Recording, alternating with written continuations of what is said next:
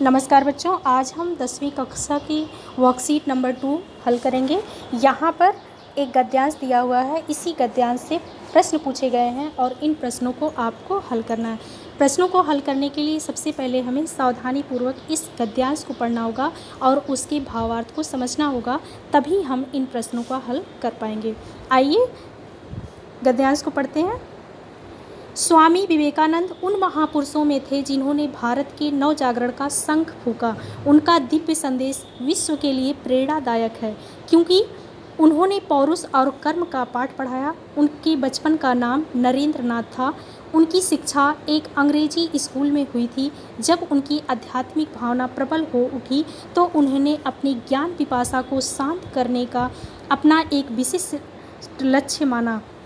परमहंस जी की बाड़ी में विद्युत शक्ति विराजती थी, जो आगे चल कर के नरेंद्र नाथ को नवजीवन आलोक में स्फूर्ति प्रदान कर सकी। सन 1886 में रामकृष्ण परमहंस के दिवंगत होने के साथ ही 23 वर्ष नरेंद्र ने अपने गुरु की शिष्य मंडली का नेतृत्व का भार अपने कंधों पर लिया। साथ ही उन्होंने अपने गुरुदेव के आध्यात्मिक संदेश को युगानुकूल भाषा में विश्व भर में गुंजित किया और धर्म की नवीन और व्यवहारिक व्याख्या करके भारत के मूर्छित प्राणों में नवजीवन का संचार करने का साहसपूर्ण बीड़ा उठाया। यहाँ पर बेटा स्वामी विवेकानंद के कर्मों के बारे में बताया गया है। बचपन में उनका नाम नरेंद्र नाथ था। उनकी शिक्षा अंग्रेजी स्कूल में हुई, लेकिन जब उनके अंदर आध्यात्मिक भावना प्रबल हो उठी तो उन्होंने अपने गुरु रामकृष्ण परमहंस की शरण लेकर के वहाँ पर उनसे शिक्षा प्राप्त की और उनके मृत्यु हो जाने के बाद, दिवंगत मतलब मृत्यु हो जाने के बाद 23 वर्ष के नरेंद्र अर्थात स्वामी विवेकानंद जी ने धर्म के प्रचार प्रसार करने का जिम्मा लिया। अब यहाँ पर प्रश्न दिए गए हैं, इसी गद्यांश से इन प्रश्नों का उत्तर हम देख लेते हैं। पहला प्रश्न है, शंख फूंकना का आशय क्या है? आशय मतलब अर्थ। शंख फूंकना का अर्थ है बेटा प्रारंभ करना, किसी भी कार्य का प्रारंभ करना मतलब शंख फूंकना। दूसरा प्रश्न, स्वामी विवेकानंद का संदेश प्रेरणात्मक क्यों है?